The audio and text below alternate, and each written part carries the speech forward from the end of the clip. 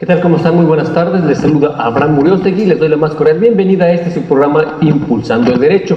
Y estamos en la sección Defensa Jurídica Laboral con la abogada Gabriela Hernández, a quien le doy la más cordial bienvenida. Abogada, ¿cómo está? Buenas tardes. Hola, buenas tardes. Bien, con el gusto de siempre de estar aquí con ustedes, Carlos. Sí, claro que sí, con interesantes temas. Bien, hoy vamos a abordar un tema que, como en su momento se lo comenté, abogada, nos lo hicieron llegar a través de nuestro WhatsApp al 55 81 88 37 57. Nos dijeron que les gustaría que abordáramos un tema que se relaciona con el finiquito y con la liquidación. Y esta pregunta y varios también hicieron llegar este tipo de mensajes, porque a raíz de esta pandemia muchos o ya los despidieron o ya no quieren regresar a trabajar, o que de alguna manera esa relación laboral ya se dio por terminada. Entonces decían, queremos que nos expliquen este tema, y qué bueno que abogada aceptó hablar de este tema tan interesante que hoy en día, la verdad, nos resulta importante. Sí, exactamente, sí es importante, y además es interesante porque efectivamente, pues bueno, desafortunadamente mucha gente está perdiendo sus fuentes de empleo, claro, por esta situación que se está viviendo. Y sí, adelante, pues sí, tenemos algunas inquietudes, sí, con gusto. Obviamente sabemos que ahorita estas relaciones laborales se están dando por terminadas, y una de ellas puede ser cuando al trabajador es despedido, y sabemos que en esta pandemia pues muchos negocios ya no están trabajando, ya no están dando empleo, y a los trabajadores que tenían pues se vieron en la imperiosa necesidad de despedirlos porque ya no tienen recursos para solventar, pues ahora sí que esos pagos, esas pues retribuciones que tenían que dar los patrones. Y entonces, abogada, a mí me gustaría que nos dijeran qué es lo que tiene o qué puede obtener en este caso un trabajador, ¿sí?, cuando es despedido. Lo despiden, ¿y a qué tiene derecho con motivo de ese despido? Sí, un trabajador que es despedido, bueno, primeramente tiene derecho a la indemnización constitucional. Ajá. Que esa indemnización constitucional, pues bueno, consta de 3 meses de salario. Sin embargo, aquí hay que puntualizar que son únicamente 3 meses, porque luego mucha gente piensa que son 3 meses por cada año que ellos estuvieron laborando, okay, para el empleador. No, son únicamente 3 meses de salario, indemnización constitucional, vacaciones, prima vacacional y aguinaldo. Y bueno, pues si estos trabajadores, por ejemplo, tenían caja de ahorro, fondos, uh-huh, de ahorro, algunas prestaciones extraordinarias, algunos bonos que también les quedarán pendientes, y se les quedan pendientes, por ejemplo, quincenas o semanas, salarios que devengaron y que no les fueron cubiertos, uh-huh, bueno, tendrían que pagarse con motivo de este despido justificado junto con las demás prestaciones. Entonces, a eso tiene derecho un trabajador que ha sido despedido de manera injustificada. Adicional, pues bueno, si el trabajador está en condiciones, que a lo mejor un poquito más adelante lo abordaré, o si cubre los requisitos necesarios, podrá aspirar al pago de su prima de antigüedad, que son 12 días por año, pero yo creo más al ratito platicamos sobre ese punto específico. Entonces, de entrada tiene sus 3 meses de salario por concepto de indemnización constitucional. Uh-huh. Sus vacaciones, prima vacacional, ajá, aguinaldo, y bueno, los salarios devengados que le hayan quedado a deber, y si tiene algunos bonos también que le hayan quedado a deber. Okay. Algunos tienen fondos de ahorro, caja de ahorro, pues tendrán que entregarles esas. Algo importante, nos acaba de decir salarios devengados, y sí quiero que también nos precise un poquito porque se confunde con los salarios caídos. Entonces, sí, que nos diga cuáles son los salarios, sí, caídos, y pues una vez aprovechamos y nos haga la diferencia con los salarios. Sí, con los salarios devengados. Sí, efectivamente, porque mucha gente se confunde, dice, sí, ay, bueno, pues es que cuáles son los devengados, cuáles son los caídos, o cómo es. Bueno, los salarios devengados son los salarios que el trabajador ya realizó el trabajo. Él ya aportó su fuerza de trabajo al empleador durante la jornada que le correspondió. Entonces ese es un salario que ya se devengó, ya se ganó ese salario por los días que trabajó. Por ejemplo, si el trabajador se le paga por quincena y fue despedido 8 días antes de que llegara la quincena, bueno, entonces esos salarios que él trabajó se le llaman salarios devengados porque él ya los laboró y tiene derecho a que se le cubran. Entonces esos son los salarios que se determinan como devengados, los salarios que él ya trabajó y por los cuales tiene derecho a la retribución. Y los salarios caídos, bueno, pues los salarios caídos son aquellos que transcurren dentro de un procedimiento laboral. Cuando un trabajador es despedido y este trabajador inicia una demanda ante la Junta de Conciliación y Arbitraje, bueno, pues en ese momento que él inicia su demanda, solicita que se le paguen los salarios caídos a partir del momento en que fue despedido. Okay. Entonces, a partir del momento que él diga que fue despedido, de ese momento se van a contabilizar esos salarios caídos hasta por 12 meses, si es que el procedimiento llegara más allá de 2 meses, se llevará más allá de 2 meses, entonces, bueno, pues se tendrán que solicitar, el abogado que lleva el juicio en su momento, tendrá que solicitar intereses del 2% mensual adicional a esos 12 meses que ya transcurrieron de salarios caídos. Perfecto. Esa es la diferencia, porque sí, muchos se nos confunden. Suele ocurrir esa confusión. Bueno, estamos hablando, o nos acaba de decir cuáles son los derechos que tiene ese trabajador cuando es despedido. Pero a veces esa relación laboral pues no suele ser muy cordial y a veces el trabajador quizá pues ya no quiere seguir laborando ahí y decide renunciar. Hablamos de asalto de despido, pero ahora la diferencia, decide renunciar. ¿Cuáles son los conceptos o cuáles son los derechos que tiene entonces ese trabajador cuando él renuncia? Ok, bueno, cuando el trabajador renuncia de manera voluntaria, sí. La diferencia es que a este trabajador no se le va a pagar la indemnización constitucional. Porque esos 3 meses no se le van a pagar. ¿Por qué? Porque, bueno, esos 3 meses, cuando el trabajador de manera sorpresiva se queda sin empleo, bueno, pues el patrón no puede dejarlo en la nada. Le tiene que pagar esos 3 meses para que durante ese tiempo pues él pueda solventar sus necesidades primarias, sus necesidades económicas y poder buscar un trabajo durante esos 3 meses. Sin embargo, cuando el trabajador decide terminar de manera voluntaria, bueno, pues ya no es responsabilidad del patrón, entonces no tendría por qué pagarle esos 3 meses a ese trabajador. Entonces, esa indemnización constitucional de los 3 meses queda fuera del pago que a él le va a corresponder y lo único que le va a corresponder, bueno, son sus prestaciones, que son vacaciones, prima vacacional y aguinaldo. Si ya las tiene devengadas durante el periodo que le toca completo del año, se le pagarán completas. Si solamente lleva trabajando una proporcionalidad del año, del último año laborado, entonces se le pagarán en proporción. Y de igual manera, bueno, pues si está dentro de los supuestos de la ley y ya puede aspirar a la prima de antigüedad, entonces también podrá pagársele esa prima de antigüedad.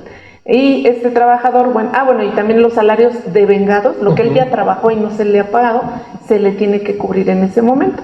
Sin embargo, por ejemplo, pues bueno, aparte de que tampoco este trabajador puede aspirar a la indemnización, pues obviamente tampoco podrá aspirar en su momento o más adelante a un pago de salarios caídos, porque también igual esos salarios caídos pues nada más son para los trabajadores que son despedidos y que además inician un procedimiento laboral en la Junta de Conciliación y Arbitraje. No, es por eso que a veces cuando el trabajador consulta a un abogado o una asesora y le dice, oiga abogado, pues ya no estoy bien, ya no estoy a gusto en mi trabajo, ¿no? Y sabemos que si renuncia, pues ya no le van a tocar esos 3 meses. Sí. Y a veces lo que el trabajador dice, pues busca como el pretexto para que me corran, ¿no? Dice, yo no renuncio, mejor busco el pretexto para que el patrón me corra. Sí, y así se va a dar entonces ese despido. Si el patrón en este caso no lo reconoce como un despido injustificado, pues ya acude a la Junta Laboral para demandar ese despido injustificado, ¿no? Y eso lo hacen de ambos lados, ¿eh? Igual el trabajador que a lo mejor no está ya a gusto trabajando puede tomar una asesoría y se le dice, sabes que mejor espérate a que te despidan, y a veces aguanta y aguanta para que lo despidan. Y por el contrario, a veces también los patrones dicen, híjole, no le quiero pagar los 3 meses, entonces mejor aguanto hasta que, y lo canso para que él se vaya y no tenga que pagar esa parte, ¿no? Entonces, no es como en la relación de pareja, ¿no? Y no dicen, no eres tú, soy yo, no dices, ahí eres tú, ¿no? Sí, exactamente. ¿Para qué? Para que obviamente recaiga, ya casa dependiendo de la donde estemos, la responsabilidad. Sí, así es, exactamente. ¿Sí? Bueno, entonces ya vimos cuáles son las prestaciones que tiene derecho el trabajador cuando es despedido y cuando renuncia. Entonces, ahora sí entramos, ¿cuál va a ser esa diferencia entre el finiquito y la liquidación?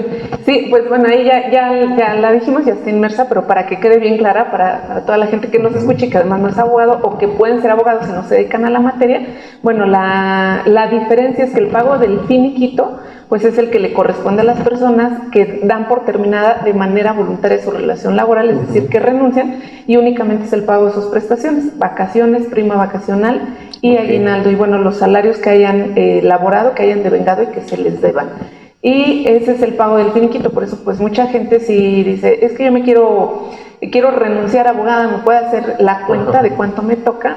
Entonces, bueno, pues generalmente se asustan porque en realidad es muy mínima la cantidad que les toca, porque nada más son esos conceptos. Creo que nadie se va a gusto, ¿no? Pues voy a renunciar y ya cuando uno le hace las cuentas, dice, no, como abogada no está usted mal, está haciendo bien las cuentas, ¿no? Sí, entonces... Dicen, yo llevo tantos años y siento que me toca más. Siento que me toca más, así es. Entonces el finiquito es únicamente el pago de esos conceptos, y el finiquito se da cuando la persona da por terminada de manera voluntaria su relación de trabajo, es decir, cuando renuncia. Y la liquidación, bueno, pues entonces la liquidación se conforma del pago de los 3 meses, las prestaciones, prima vacacional, vacaciones, aguinaldo, y igual los salarios que haya devengado y que todavía no se le han pagado. Y pues si ya está dentro de los supuestos de la ley, pues también el pago de los 12 días por año, si ya cumplió el requisito que pide la ley para el pago de la prima de antigüedad. Pero sí, ese es lo fundamental, que para el finiquito no te pagan los 3 meses, y para la liquidación sí es el pago, contiene el pago de esos 3 meses. Sí, porque suele igual confundirse, ¿no? Estos dos conceptos. O sea, dices, yo quiero mi finiquito cuando estamos hablando entonces que no aplicaría el finiquito porque es un despido injustificado. Exactamente, sí, entonces, y la gente se confunde mucho, y llegan al despacho pensando en eso. Es que yo pedí mi finiquito y se están burlando de mí porque me están dando, por ejemplo, 2,000 pesos, ¿no? Claro, o incluso, perdón, cuando van a dar por terminada esa relación laboral y sabemos que la responsabilidad es del patrón, ¿cuántos casos no hemos visto o sabemos que le hacen firmar su documento donde reciben todas sus prestaciones conforme a la ley? Y cuando en este caso estamos hablando de una liquidación y le ponen, no, recibo mi finiquito a mi entera satisfacción y toda esa letanía. Cuando entonces sabemos que no tendría que ser un finiquito, tendría que ser una liquidación. Sí, el pago de la liquidación. Lo hacen cuando hacen que el trabajador firme la renuncia, lo manejan precisamente como finiquito porque el trabajador está renunciando. Entonces, cuando al trabajador lo hacen renunciar y sí le pagan un finiquito, en los finiquitos nunca viene indemnización. En lo que le ponen ellos es gratificación. Lo que los patrones usualmente ponen ahí en esos finiquitos que hacen que los trabajadores firmen es gratificación de X cantidad, ¿no? Pero nunca le van a poner indemnización de 3 meses. Claro. Sino gratificación y ya bajo vacaciones, prima vacacional. Ay, qué buena gente es el patrón. Sí, entonces, exactamente. Entonces lo disfrazan pues para que quede como buena gente, como buena persona. Claro, sabes que todavía te estás yendo, pues yo te estoy dando un extra, ¿no? Pero en realidad, en muchos de los casos, los despiden y los orillan a que ellos firmen el finiquito, y a veces el trabajador, porque no sabe, por desconocimiento o por la necesidad, acepta el dinero que le están dando en ese momento. Que de hecho algo que tocó, y ojalá y puedan ver una entrevista que tuvimos ya hace algún tiempo, cuando hablamos precisamente de ese documento en blanco, ¿no? Que se firma. Por ahí los invito a que les vamos a dejar un enlace para que vean esa entrevista con la abogada, que fue interesante esa charla, en relación a que precisamente sucede que al trabajador le hacen firmar ese documento en blanco, y bueno, pues ahí las consecuencias, ¿no? Que también de los Sí, exactamente, porque por ejemplo, hay algunos casos que los hacen firmar la renuncia y les dan los finiquitos, y hay otros casos como ese del documento en blanco, que cuando el trabajador es contratado lo hacen firmar un documento en blanco o una renuncia sin fecha. Entonces posteriormente ese patrón lo que va a hacer es, en un juicio, si es que ese trabajador dice, a mí me despidieron, yo voy y demando, Entonces el trabajador, pues bueno, el patrón va a sacar su as de la manga y decir, yo no lo despedí, él renunció y va a usar ese documento en blanco con la firma del trabajador, o la renuncia sin fecha, y ya nada más le pone fecha, y lo que va a suceder en la junta es que van a decir, bueno, pues este trabajador renunció, pero compruébame que le pagaste el finiquito. Claro. Pero pues ya el finiquito es de risa, entonces el patrón va a decir, es que yo le dije que se lo pagaba, pero nunca regresó, se lo pongo a su disposición. Pero al final del día, pues ya el patrón ahí lleva un ahorro, porque únicamente le va a dar finiquito, que es vacaciones, prima vacacional y aguinaldo, que la verdad, en todos los casos, en la mayoría de los casos, pues es una cantidad irrisoria, ¿no? Claro. Bueno, los invito a que les dejo el enlace y los invito para que en ese enlace chequen esa entrevista donde el abogado nos habla precisamente de ese documento en blanco que firma el trabajador, para que vean que en verdad es muy interesante y sobre todo importante para que obviamente tengamos esa cultura de la prevención, ¿no? Sí, exactamente. Sí. Ahorita el abogado nos estaba diciendo cuando el trabajador genera ese derecho a sus vacaciones, prima vacacional y aguinaldo. A ver, nos explica un poquito cómo es que el trabajador genera ese derecho y lo más importante, cómo es que se le paga al trabajador. Sí, porque eso también genera mucha problemática luego con los trabajadores, porque dicen, es que yo no sé cómo me tienen que pagar, cuántos días me corresponden, cuánto me tienen que dar de aguinaldo. Bueno, pues los mínimos, la ley federal del trabajo establece mínimos de ley. En el caso de las vacaciones, bueno, las vacaciones dice la ley, un trabajador que ha cumplido un año de trabajo puede aspirar a tener vacaciones.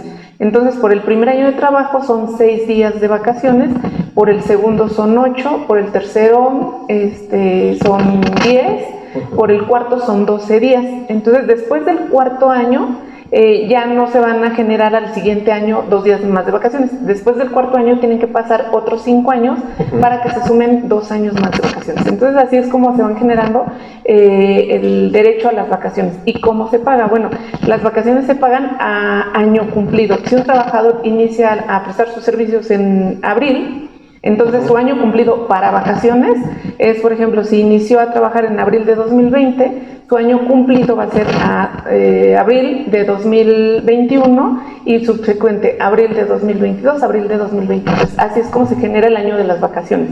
Y la prima vacacional, pues bueno, esa prima vacacional igual se genera desde el primer año, cuando el trabajador cumple un año completo en el centro de trabajo, y es el pago del 25%. Cada vez que se le pagan sus vacaciones o que el trabajador genere sus vacaciones, se le va a dar una prima de 25%.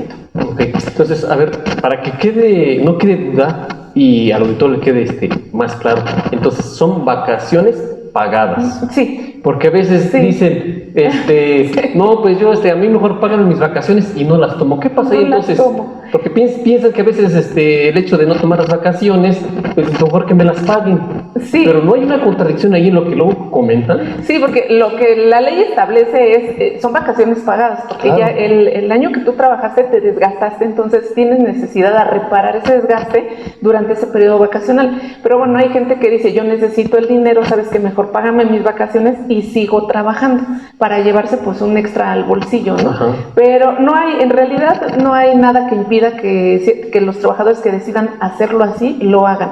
Pero lo que sí tienen que verificar es que sí se las paguen, porque en muchas ocasiones les dicen, oye, es tu periodo vacacional, y el trabajador dice, ¿sabes qué? Págame las vacaciones, pero yo sigo viniendo a trabajar para ganarme ese extra. Entonces muchas ocasiones les dicen, sí, vente a trabajar normal, llega, no sé, el día de pago, y nada más le pagaron lo normal, no las vacaciones. Entonces ya así, oye, y el pago de mis vacaciones, te lo pago para después, y lo van dejando. Entonces hay que tener cuidado con los pagos de esas vacaciones cuando no se disfrutan y se prefiere quedarse a trabajar. La ley no impide que los trabajadores puedan optar por esa opción, pero sí hay que cuidar que sí se les pague, porque muchos empleadores pues sí son abusivos en ese sentido. Sí.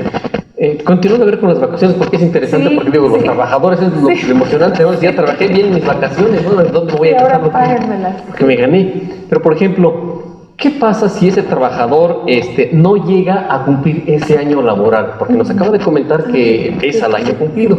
¿Qué pasa entonces o por ejemplo, duró un año y el primer año le dieron bien sus vacaciones, 6 días, pero al siguiente año ya no llegó completo, quizás nada más trabajó 6 meses? Sí, esos trabajadores pueden aspirar también al pago, pero de la parte proporcional que hayan laborado, exactamente. Entonces, si nada más laboró 6 meses del año que tenía que cumplir, entonces el pago va a ser proporcional a los 6 meses. Igual, la prima vacacional va a ser pago proporcional a esos 6 meses que laboraron, porque muchas empresas también abusan de eso, de sabes que como no cumpliste el año, no generaste tu derecho al pago, o sea, te fuiste a los 6 meses, yo no tengo por qué pagarte, no, claro que sí, es su obligación de las empresas porque es un derecho adquirido de esos trabajadores. Entonces, si no trabajan el año completo, tendrán que pagarles el porcentaje de la proporcionalidad de lo que trabajaron. Okay. Ojo, esto aplica entonces ya sea cuando el trabajador es despedido o cuando renuncia. Aplica para los dos casos. Okay. Y en el caso del aguinaldo, ¿cómo se genera? Bueno, ese es de año a año. El aguinaldo se empieza a generar a partir de enero y se concluye en diciembre. Entonces, por ejemplo, no importa que el trabajador haya ingresado a trabajar en abril, el año para el pago del aguinaldo inició en enero. Entonces él empezó en abril, bueno, ya va a empezar a generar su proporcionalidad. Ahí el pago del aguinaldo no tiene que ver con la fecha en que ingresaron, sino el aguinaldo es de enero a diciembre de cada año. Y lo mismo, si cumplió el año completo, son 15 días de salario. Si no cumple el año completo, pues bueno, entonces te tendrá que pagar la proporcionalidad del tiempo que trabajó. Y esto no quiere decir que en algunas empresas no puedan pagar mayor cantidad de vacaciones, mayor cantidad de prima vacacional o mayor cantidad de aguinaldo. Las empresas pueden superar estos mínimos de ley, lo que sí nos dice la ley, no puedes estar por abajo de estos porcentajes y de este número de días de pagados. Digo, ya estamos en época del aguinaldo. Sí. Pero lo importante, por ejemplo, es el patrón hasta cuándo puede o cuál es la última fecha que tiene como límite para cumplir con esa obligación, porque todos dicen, ya viene el aguinaldo y no me han pagado, ¿no? Entonces, ¿hasta qué fecha, digamos, tiene el patrón, de acuerdo a la ley federal del trabajo, para cumplir con esa obligación? Ellos tienen obligación de iniciar a pagarlo el 20 de diciembre y como fecha límite hasta enero del siguiente año. Pero el aguinaldo no puede ser pagado más allá de enero. Entonces, del 20 de diciembre a enero tienen obligación todos los patrones a pagar ese aguinaldo. Ya de algunos años hacia atrás, bueno, con lo del Buen Fin, algunos patrones entraron en esa dinámica de adelantar la mitad del aguinaldo, ¿no? Sobre todo en gobierno. Y algunas empresas particulares también entraron ya en esta dinámica, pero algunos no, algunos siguen con la tradición y lo que dice la ley es de 20 de diciembre a enero el siguiente enero del año que viene, ¿no? No puede ser más allá. Perfecto. Ya nos habló de vacaciones, pero digo, de aguinaldo, pero creo que también estoy seguro que los trabajadores han de decir, bueno, ¿y el reparto de utilidades dónde queda? ¿Ahí qué pasa, abogada? Bueno, pues las empresas que generan utilidades tienen también la obligación de hacer el pago en mayo. Entonces también en mayo, y bueno, el ejercicio es el que viene de un año atrás, ¿no? Entonces, por ejemplo, en este año las utilidades que se pagaron en mayo de 2021, pues es del ejercicio que viene de atrás, ¿no? De 2000... Sí, del 20, del 20 de 2019. Entonces, también los trabajadores tienen derecho, igual en la proporcionalidad que hayan laborado, a el pago de ese PTU. Pero desafortunadamente en nuestro país, pues muchas empresas declaran que no tienen utilidades. La mayoría, a lo mejor un 60% de las empresas dicen que no tienen utilidades, y esto sobre todo viene con los outsourcing. Porque dicen, no, pues es que yo no tengo trabajadores, ¿cómo voy a tener utilidades? Entonces, muchas empresas que usan los outsourcing lo hacen para eso, para supuestamente no generar utilidades y no tener que hacer ese reparto con los trabajadores. El 40% de las demás empresas que trabajan pues un poco más normal, más conforme a la ley, sí genera su PTU y sí hace la repartición a los trabajadores en mayo. Y los que no cumplieron el año también igual tienen derecho a la proporcionalidad. Incluso, por ejemplo, un trabajador que se pagaron utilidades de 2019 ahora en 2020, pero ese trabajador concluyó, ya dejó de trabajar en diciembre de 2019, no porque no haya trabajado enero, febrero, marzo, abril, mayo, no quiere decir que ya no tiene derecho a su pago. Por supuesto, tiene derecho al pago de las utilidades que generó de mayo de 2019 a diciembre de 2019, en esa proporcionalidad, y puede presentarse la empresa y solicitar el pago. Igual, y volvemos a lo mismo. esta prestación tienen derecho tanto los que son despedidos como los que renuncian. Como los que renuncian, exactamente. Okay. Bueno, ya hablamos entonces, pero a ver, hay otro concepto que por ahí me queda pendiente. Cuando hablamos de esos 20 días, porque el trabajador luego dice, a ver, uy, es que yo sé, es que a mí me dijeron, es que a mi vecino también le dijeron que tenía derecho a esos 20 días. El contador, clásico, ¿no? El contador. Es que el contador me dijo, ¿no? Que puede tener derecho a esos 20 días por año. A ver, ¿y cómo es que se generan esos 20 días por año? ¿Cómo es que se da o cómo es que se obtiene ese derecho de esa prestación? Y obviamente, ¿cómo se paga? Sí, sí es cierto, muchísima gente se casa con la idea de, no, pues a mí me van a despedir y me tienen que dar mis 20 días por año, porque si todo el mundo me dijo, y principalmente los contadores, cuando un trabajador va con un contador a que le haga la cuenta, qué terror para cuando llega con nosotros los laboralistas, porque ya van muy inflados. Ese concepto de 20 días por año no le corresponde a todos los trabajadores. Hay unas cuestiones específicas en la ley que nos dice a quienes sí le tocan y a quienes no. Número uno, quien quisiera aspirar a los 20 días por año, forzosamente tiene que iniciar una demanda ante la Junta de Conciliación y Arbitraje si quiere aspirar esos 20 días por año, y además, ¿qué tiene que hacer en su demanda? No pedir la indemnización, sino pedir la reinstalación, porque el artículo 50 nos dice, el patrón quedará eximido de reinstalar al trabajador pagando los 20 días por año en los casos siguientes, ¿no? En los casos del artículo anterior. Entonces, bueno, ¿cuáles son los casos en los cuales el patrón queda eximido de reinstalar a ese trabajador en los casos del artículo anterior? ¿Cuáles son los casos? Bueno, cuando un trabajador demanda, pide su reinstalación y gana en un juicio la reinstalación, entonces, llega el momento de su reinstalación porque ya lo ganó en un laudo, entonces va el trabajador con el actuario y venimos a reinstalarlo y el patrón dice, no te reinstalo. En ese momento se genera el derecho al pago de los 20 días por año, porque el patrón estaba obligado a reinstalarlo, no lo reinstaló, entonces sus sanciones, bueno, no lo reinstales, pero le vas a pagar 20 días por año a este señor. De igual manera, si el patrón durante el procedimiento, los abogados en la defensa lo que hicieron es, bueno, durante el proceso vamos a ofrecerle a este trabajador la reinstalación para que no sigan corriendo los salarios caídos. Entonces le ofrecemos la reinstalación dentro del procedimiento sin que haya terminado el juicio, y el trabajador dice, sí, acepto el trabajo. Entonces igual van a la diligencia con el actuario y ya tocan y venimos a hacer una diligencia de reinstalación, y a lo mejor el patrón ni se enteró ni sabía, así de no, yo no voy a reinstalar a nadie, y le cierra la puerta, ¿no? Simplemente les dice, no voy a reinstalar. Bueno, entonces, ¿no vas a reinstalar? No. En ese momento también se genera la sanción de los 20 días por año, pero siempre y cuando se pida como acción principal la reinstalación. Entonces, esos son los casos en los que un trabajador puede aspirar al pago de esos 20 días por año, pero muchos trabajadores están casados con esa idea porque toman la ley y la leen, pero desafortunadamente a veces nuestra ley tiene muchas lagunas. Claro. Entonces no es nada más de tomar la ley y la leo y yo la interpreto como yo quiera.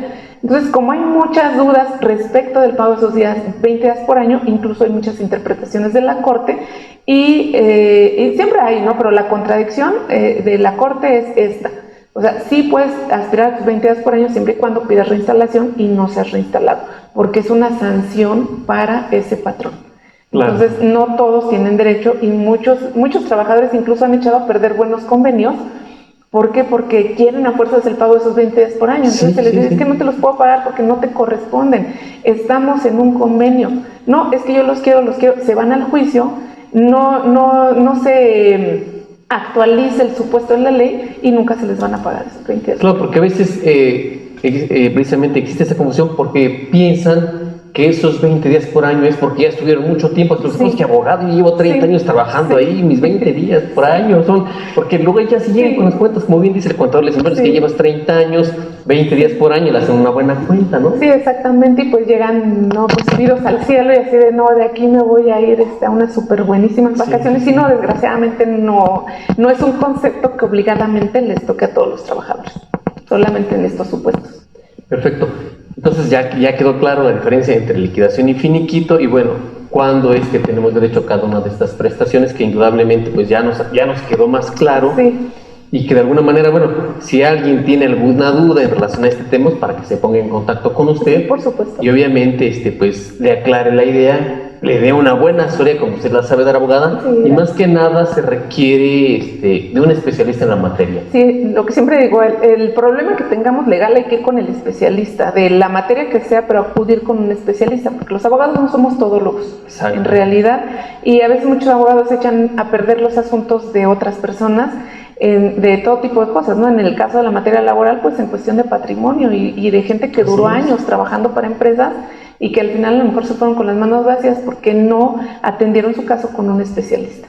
Bien, y también tenemos otro concepto que indudablemente el trabajador cuando se trata de dinero, creo que el trabajador está al pendiente de sus ingresos, ¿no?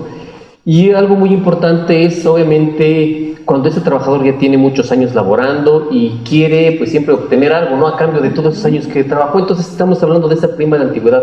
¿Cuándo es que ese trabajador tiene derecho a esa prima de antigüedad y obviamente también de qué forma es que se le tiene que pagar? Sí, la prima de antigüedad se genera cuando el trabajador tiene 15 años de servicio laborando para el mismo patrón, porque eso también igual es una pugna terrible en los juicios. Y no nada más en los juicios, sino también igual en las empresas, ¿no? Porque todos los trabajadores quieren aspirar al pago de su prima de antigüedad. Claro. Todos dicen, bueno, pues yo tengo 2 años, a mí páguenme mi prima de antigüedad. ¿Cómo se paga la prima de antigüedad? Bueno, la prima de antigüedad son 12 días por año y a razón del doble del salario mínimo. Por ejemplo, si un trabajador gana 3 salarios mínimos diarios, la prima de antigüedad no se le va a pagar a los 3 salarios mínimos diarios, sino se le va a pagar solamente al doble. El tope es el doble del salario mínimo. Okay. Si un trabajador, que no podría ser, ¿verdad? Pero, híjole, por ahí los hay que a lo mejor ganan un poco menos del mínimo, forzosamente le tendrán, o que gana un salario mínimo, pues bueno, le tendrán por lo menos que ajustar al salario mínimo, a un salario mínimo. Okay. Y el mínimo es un salario mínimo y el tope son 2 salarios mínimos. Pero ¿quiénes tienen derecho? Pues bueno, aquellos que trabajaron 15 años para el mismo patrón. La ley también en esta parte tiene así como una laguna porque no es muy específica. Dice, bueno, si a un trabajador que se le despide en cualquier situación, tiene derecho a que se le paguen sus 12 días por año.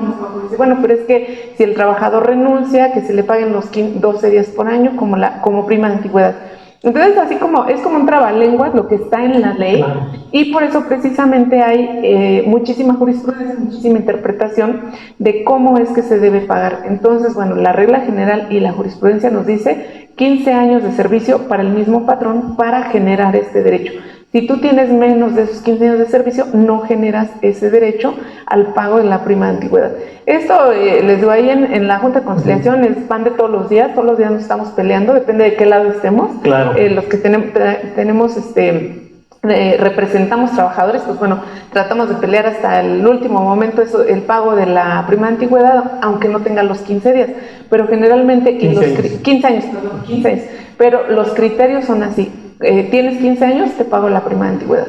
No tienes 15 años de servicio, pues bueno, entonces no te puedo pagar esa prima de antigüedad. Esa es la forma en que el trabajador puede aspirar a ese pago de ese concepto. Independientemente que ese trabajador haya sido despedido de manera injustificada. Sí, exactamente. Si el trabajador fue despedido injustificadamente o el trabajador se separó voluntariamente, pero ya tiene 15 años de servicios laborados para el mismo patrón, tiene derecho a ese pago, en cualquiera de los 2 casos. Perfecto, bien. Pues, ¿qué le parece si nos comparte sus redes sociales, números de contacto para que el público y quienes tengan dudas por este tema o los anteriores que hemos tratado la puedan consultar? Sí, con mucho gusto. En Facebook me pueden encontrar como Gabriela Hernández García. Tengo un grupo que se llama Consultoría Gratuita Jurídica Laboral y en YouTube Gabriela Hernández, tu abogada laboral. Y en vía telefónica les voy a proporcionar mi número directo para que de manera directa puedan contactarse conmigo, 55 12 93 66 75, con mucho gusto. Perfecto. Es importante que sigan al abogado porque también luego por ahí tienen cursos o luego por ahí tienen algunas charlas que comparten también temas interesantes en su página de Facebook, ¿no? Exactamente. Los invitamos para que sigan el grupo y mi página de Facebook, porque efectivamente en muchas ocasiones damos cursos personalizados, cursos de grupos y muchas cápsulas de manera gratuita también para la gente que le interesan estos temas. Claro, y no es necesario que sean abogados, estudiantes en Derecho, sino cualquier persona que tenga interés en conocer, obviamente porque esto va encaminado prácticamente al trabajador y que quiera contarnos de este tema, pues puede inscribirse a estos cursos o a aquellas charlas que usted da en su grupo. Exactamente, para que conozcan sus derechos. Perfecto. Bien, pues yo me voy al otro lado del estudio con Arturo porque ya está listo con nuestros invitados para que demos inicio a nuestra mesa de análisis. Así es que vámonos al otro lado del estudio.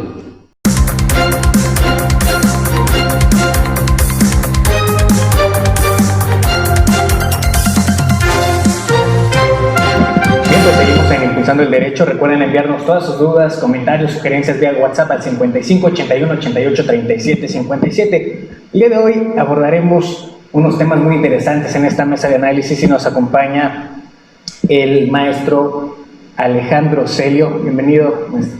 Muchas gracias, como siempre un honor estar aquí en Impulsando el Derecho y hoy todavía más porque estoy con grandes y expertos especialistas. Muchas gracias. También nos acompaña el maestro Osvaldo Vega Viascan. Bienvenido, maestro. No, Arturo, buena tarde. Abraham, Alejandro, buena tarde a todos. Es un gusto nuevamente estar aquí con ustedes y sobre todo compartir esta mesa de análisis. Gracias por la invitación. Bueno, pues para abordar el primer tema vamos a platicar sobre la detención del general Salvador Cienfuegos. ¿Qué les pareció esta detención, maestro Alejandro Celio, que es el general Cienfuegos, definitivamente de los brazos derechos de Enrique Peña Nieto, ¿no? Bien, pues aquí hay dos puntos en esta detención. Sí. Está el punto político, que yo creo que esta detención está más enfocada a este punto, y está por el otro lado el jurídico, ¿no?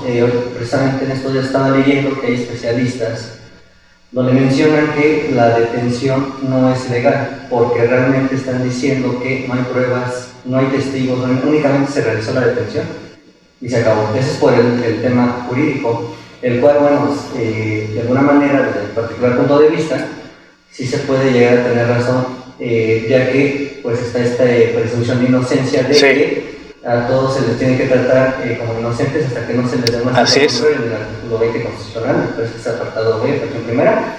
Pero yo creo que está más enfocado en lo que es la parte política sobre el general Cienfuegos, pues Sí. igual que García Luna, efectivamente tenía nexos ahí con el narcotráfico. Así es. Y recordar que se le detiene a Cienfuegos porque se le acusa de haber sido colaborador del H2, Juan Francisco Patrón, ¿no? Estaba coludido con ese cártel y el H2 es un miembro importante del cártel de los Beltrán Leiva, ¿no?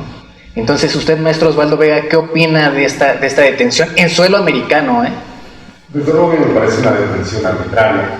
Una detención, efectivamente, como dice el maestro Alejandro, desde el punto de vista político, pero también jurídico. Desde el punto de vista político, me parece que Estados Unidos hizo mal en aprender en suelo norteamericano al general Cienfuegos. Además, habrá que partir de algo, abogados. Habrá que partir, abogados, de que las instituciones influyentes, lo que se conoce como el establishment, el Pentágono, el Consejo de Seguridad, ni siquiera tenían conocimiento de esa detención. Solamente la DEA. Además, es muy limitada su actuación, pero además estamos partiendo de pruebas ilícitas. Efectivamente, el cártel de los Beltrán Leiva es donde pertenece este famoso H2, pero además aquí lo único que tienen como prueba, porque ni siquiera como dato de prueba, es una BlackBerry. Hoy salen en las noticias que es a partir de una serie de llamadas que ordenan la captura del general Cienfuegos en suelo americano. Si partimos desde el punto de vista jurídico, desde luego, abogados, que se trata de una prueba ilícita, aun y cuando haya varios convenios de cooperación entre Estados Unidos y nuestro país. Y retomo un poquito también lo que decía el maestro Alejandro Celio, también es un tema que suele llevarse a lo político, ¿no, Abraham? Sí, pero hay que recordar también un poquito que, si bien es cierto, es un exsecretario que dentro de su rango obviamente es de los que llama mucho la atención porque nunca había sido detenido alguien de ese nivel. Aunque recordemos por ahí que tenemos a Jesús Gutiérrez Rebollo, si recordarán por ahí que fue arrestado en el año de 1997, ¿sí? El zar ahí antidrogas. Aunque bueno, ya después... Que él tenía un rango menor, porque sí, claro, Cienfuegos tenía un rango de 4 estrellas, ¿no? Claro, sí, además era secretario de Estado, ¿no? En su momento, pues desempeñó un papel importante. Pero aquí entonces hay que ver que algo está pasando. Porque entonces si ya tenemos ahí un antecedente con Gutiérrez Rebollo, por ahí ya tenemos ahí García Luna, pues también tocando el punto político, algo que también sabemos que Andrés Manuel sabe aprovechar muy bien esto, sabe capitalizar todo lo que sucede. Sí. Y por ahí, no sé si escucharon que estaba comentando, ¿no? Que sabemos que ahorita todos esos mandos que ocupan, en este caso un secretario de Estado, siempre han sido militares, ¿sí? Y ahora por ahí dicen, ¿por qué no lo pasamos mejor que sea un civil? ¿Sí? Un civil que en este caso sea quien esté tomando ahí la batuta de una Secretaría de Estado. Entonces, volvemos, se empiezan a politizar las cosas. Y sabemos que también, pasando el punto político, pues, ¿qué dijo Andrés Manuel, no? Pues que se vio que está actuando en contra de la corrupción. Un ejemplo de ello es esa detención, pero cuando sabemos que ni siquiera le metió las manos. Él no sabía de esa detención. Las manos, aunque ya después se echó para atrás y dijo, bueno, vamos a esperar hasta la sentencia y ver qué resuelve, ¿no? En Estados Unidos. Sí. Probablemente aquí todos sabemos que trata de, en este caso, politizar el asunto y pues como dicen, cada quien quiere llevar agua a su molino.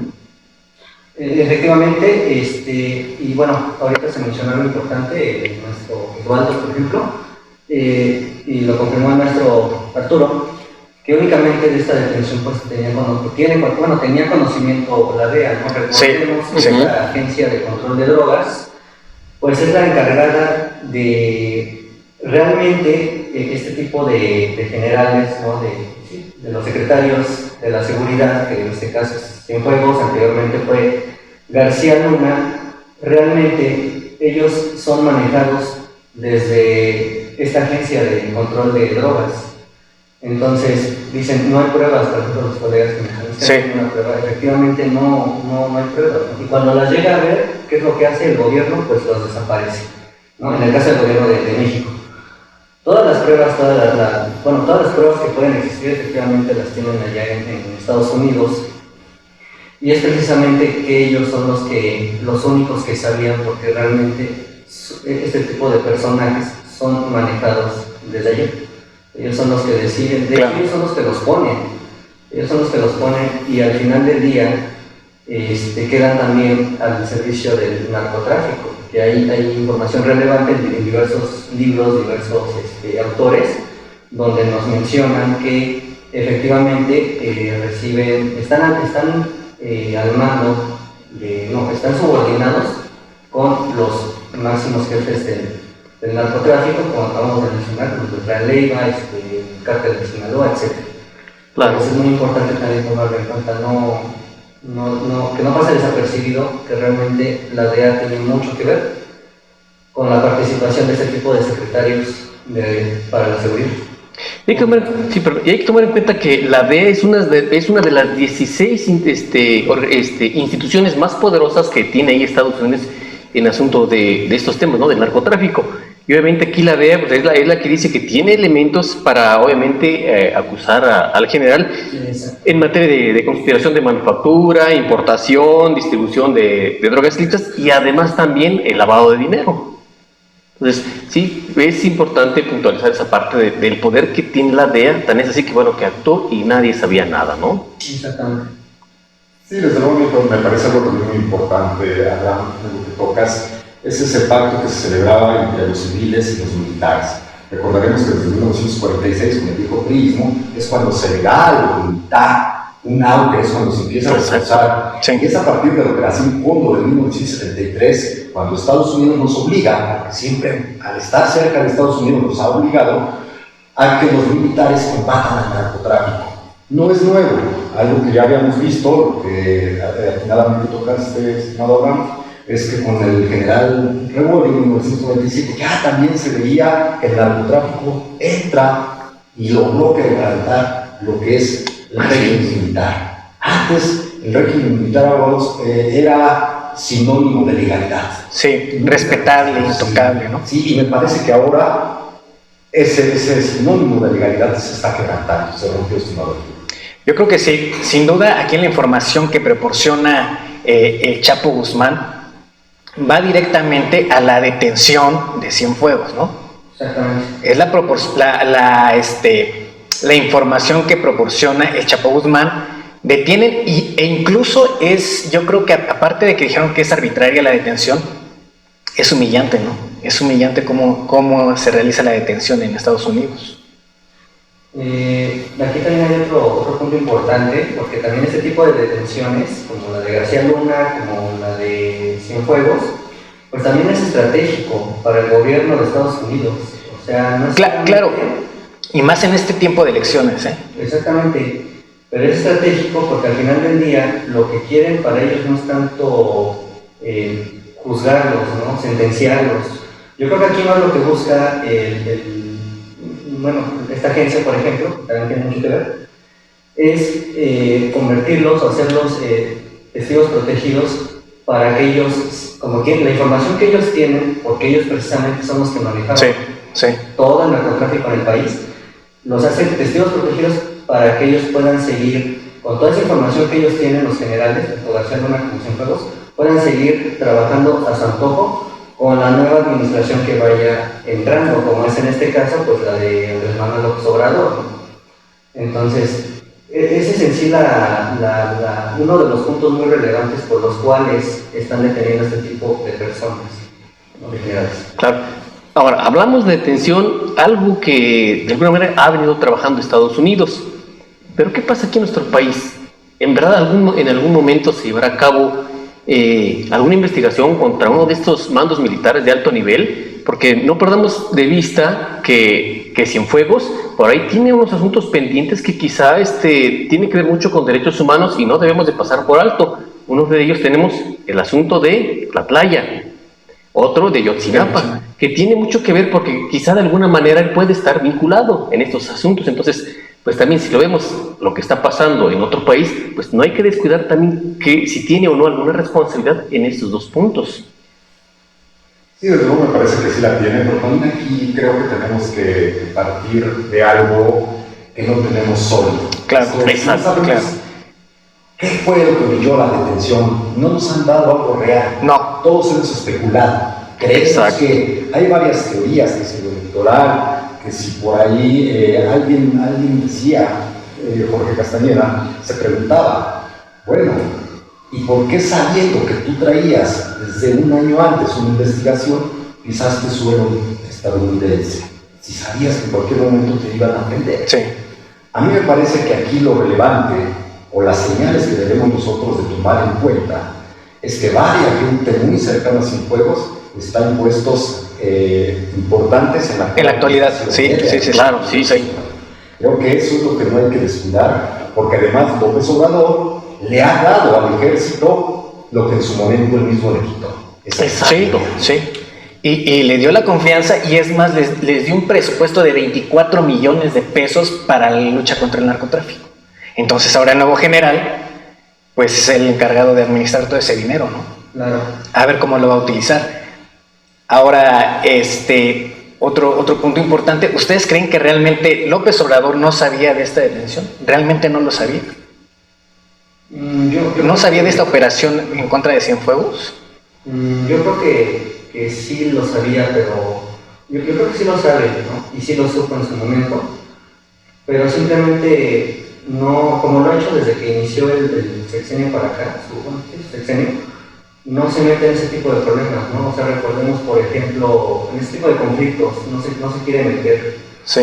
Recordemos el famoso saludo que pasó con la mamá del Joaquín del Chapo Guzmán, ¿no? Sí. Ese tipo de cuestiones, de conductas, pues que te dan a entender que el narcotráfico, entre otros grupos, porque son muchos grupos, no solamente el narcotráfico, sigue siendo un Estado dentro del Estado. Sí. Y ahí nos estamos dando cuenta que el presidente, tanto el presidente como el secretario de la Seguridad Pública, siguen siendo subordinados a este Estado oculto. Okay. Eso es lo que nos confirmó este saludo que fue con esta señora, no recuerdo ahorita su nombre de la señora, pero es la señora madre de Joaquín Chapo Guzmán. Yo creo que sí lo sabía, pero sigue siendo indiferente. Y rápidamente otro punto importante, la liberación de Ovidio Guzmán. Sí, y se cumple ya un año, ¿no? Exactamente hace 8 días me parece, se cumple un año. Entonces yo creo que es más que nada, sí lo sabe, sí lo supo, pero yo creo que más que nada ya es esa indiferencia de que no se quiere meter con este sector que es muy poderoso y que no puede controlar, y que si se llega a meter con ellos, no lo va a poder controlar. Entonces yo creo que prefieren meterse al margen. Claro. Sí, aquí es importante lo que acabas de comentar, porque bueno, también así como lo ven Andrés Manuel López Obrador, pues obviamente es algo que está capitalizando ¿quién? Donald Trump. O sabemos que en las elecciones obviamente esto de alguna manera lo que está buscando él es tener mayor posicionamiento. Sí. Y creo que esto que acaba de suceder en Estados Unidos con esa detención, pues creo que le empieza a dar un poquito más de posicionamiento a Donald Trump, que sabemos que lo va a utilizar y que obviamente seguirá utilizando todos los recursos que tenga al alcance para obviamente tener una buena posición y ganar las elecciones. Sí, desde luego me parece que es algo relevante lo que tocas, Abraham. Parte tiene que ver con esas elecciones, pero también aquí lo que tendría que cuestionarse es lo que tú también atinadamente decías. ¿Por qué no investiga López Obrador? A él le corresponde investigar. Sí. No hay convenios de cooperación, abogados, en donde Estados Unidos y México los aplican. Sí, no está mal la detención en Estados Unidos, lo que está mal es que a partir de pruebas ilícitas detengas a un alto servidor público como es el general Cienfuegos. Aquí habrá que retomar un poco o invalidar esas llamadas telefónicas, insisto, tiene que ver con las llamadas a un BlackBerry, sí. El famoso H2 que se lo entrega, y a partir de ahí empiezan a tener o intervenir la comunicación de Cienfuegos. Pero ¿qué creen? Que nuestro Código Nacional de Procedimientos Penales marca que hay actos que deben ser controlados por los jueces, entre ellos la intervención de llamadas telefónicas. Claro. En este caso, ningún juez mexicano avaló esa intervención de llamadas. Claro. Aquí sí, es algo que acabas de comentar. Sí, porque sabemos que la Fiscalía General de la República hasta el momento dice no tiene ninguna carpeta de investigación iniciada, pero también no hay que perder de vista que estamos hablando del fuero militar. Entonces, ¿qué va a pasar aquí con la Fiscalía General de Justicia Militar? ¿Va a iniciar alguna investigación también? Porque también no perdamos de vista. No creo que Cienfuegos, si es que en verdad resultan ciertos los hechos que se le imputan, haya actuado solo. Entonces, si es así, entonces ¿quién más está ahí involucrado, no? Sí, desde luego me parece que se va a llevar sin varias personalidades el sexenio, no solo de Enrique Peña Nieto. Ahorita dicen es que fue su general en su sexenio. Sí, pero no habrá que reiterar que Cienfuegos ha sido militar desde hace mucho tiempo. Claro. No solo fue en el sexenio de Enrique Peña Nieto. Sí. Entonces vamos a ver hasta dónde realmente quieren investigar nuestras autoridades. Exacto. Así es. Bueno, vamos a ver una cápsula interesante que tenemos sobre este tema. Los invito para que la vean y regresamos para platicar sobre ella. Adelante. Dado ejemplo de entrega, honestidad. Era considerado un militar duro e incorruptible, que sostenía una guerra sin cuartel contra el narcotráfico. Incluso le enojó la propuesta de una amnistía para los criminales. ¿Cuánta gente han envenenado? ¿Cuánta gente ha muerto por su culpa? Salvador Cienfuegos, general de 4 estrellas, comenzó su carrera militar en 1964. Ocupó diversos cargos en el ejército, incluida la dirección del colegio militar, donde fue el guía de miles de jóvenes, hasta el año 2012, en que el entonces presidente, Enrique Peña Nieto, lo nombró secretario de la Defensa. Su principal misión, el combate al crimen organizado. Según la DEA, el crimen le llegó al precio al general. El expresidente guarda silencio. El presidente actual dijo que no es investigado en México. Ninguna investigación en México del general Cienfuegos. Durante su gestión se logró la captura de capos como Joaquín El Chapo Guzmán, del cártel de Sinaloa, o Servando Gómez La Tuta, de la familia michoacana. Pero creció el cártel Jalisco Nueva Generación de Nemesio Ceguera El Mencho. Al general lo vinculan directamente con el H2, líder del cártel de los Beltrán Leiva en Nayarit. En 1997, otro general fue arrestado por narcotráfico, Jesús Gutiérrez Rebollo, pero Cienfuegos es el militar de mayor rango encarcelado. En la calle esperan que se aplique la ley. Hoy está tras las rejas, quien fue el más poderoso de los generales. Bien, pues después de ver esta cápsula vamos a cerrar este tema con algún comentario o alguna conclusión que nos quieran dar nuestros invitados. ¿Qué nos dan como conclusión o algo que quieran agregar más a este tema que acabamos de abordar? Alejandro. Pues sobre la detención de Cienfuegos, más que nada yo creo que hay que, y recomiendo en general, público en general, interesarse más por ese tipo de temas, porque mucho de lo que nos está pasando es precisamente por la indiferencia. Sí, de que pues simplemente ese tipo de temas no es así como que de gran interés a nivel general. Entonces yo creo que sí deberíamos interesarnos más, leer más y más que nada adquirir un poco de más conocimiento para tratar de cambiar un poco la situación. Claro que no se va a hacer de la noche a la mañana. Claro. Va a tardar años, estamos hablando de años, pero sí empezar a interesarse más en este tipo de temas. Yo considero que aquí en esta parte, lo que habían comentado hace rato, creo que el ejército mexicano, al igual que las Fuerzas Armadas, siguen todavía teniendo cierta credibilidad. ¿Sí? A pesar de que, bueno, obviamente lo que ha sucedido con el general Rebollo, que sucedió con Cienfuegos, creo que todavía, no como antes, pero sigue todavía manteniendo cierta credibilidad. Ahora, sabemos también que el actual secretario que tenemos de la Defensa, pues obviamente fue quien lo eligió, fue Andrés Manuel. Si no fue como los sexenios pasados, en donde el anterior secretario ofrecía una terna y de esa terna se elegía, ¿no? Ahora entonces esperemos que el día de mañana no salga involucrado este actual secretario, porque bueno, entonces aquí se le va a cuestionar mucho esto a Andrés Manuel. Sí, me parece que aquí, como hubieron mencionado, no hay que hacer leña del árbol caído. Esa es una realidad. Esta detención, desde luego, es importante, relevante, pero ¿para quién? ¿Para Estados Unidos? ¿Para México? Hay algunos que opinan que Estados Unidos le está haciendo el trabajo a México. Habrá que ver hasta dónde es cierto. Lo que sí, y no debe de perder de vista López Obrador, es que al amparo de esta detención no puede seguir con su anticorrupción, porque eso, si eso hubiera sido, lo hubieran detenido en el suelo mexicano y no en el suelo estadounidense. Así es. Bueno, sin duda, el ejército, desde que entró a las calles, se vio ya muy de cerca con el crimen organizado y hay un acuerdo. Entonces, ¿quién está más o menos ahí salvado? Bueno, pues la Marina. La Marina ahora está haciendo este tipo de operaciones especiales para las detenciones, ¿no? Entonces, es un órgano muy importante ahorita, la Marina Armada de México, que está llevando a cabo, porque el ejército, desgraciadamente, ya se vio involucrado con el crimen organizado. Es un punto muy importante, ¿no? Que hay que revisar, claro. Pues sí, se tiene incluso documentado que en muchas ocasiones, principalmente durante el sexenio de Calderón, precisamente el ejército estuvo en muchas ocasiones, dentro de la guerra que hubo, al servicio del narcotráfico. Ahora sí que, como usted acaba de mencionar, maestro Arturo, pues sí es importante tomar ese punto sobre el ejército en cuenta. Claro. Claro, ya para cerrar, yo diría que bueno, si la DEA sigue continuando con este tipo de investigaciones, pues entonces no hay que perder de vista que no nada más, entonces ahorita tenemos a Cienfuegos, hay que ver quiénes más tienen en su lista, ¿no? Pues sí, hay por ahí una listita, que todos aquellos que estuvieron colaborando con Cienfuegos y aquellos que de alguna manera colaboraron para los hermanos Beltrán Leiva, pues quizá van a estar en esa lista de la DEA y vamos a esperar qué sucede. Sí, ¿y dónde van a ser las próximas detenciones? Si siempre van a ser en Estados Unidos o van a ser aquí en México. Así es. Bueno, pues vamos al siguiente tema.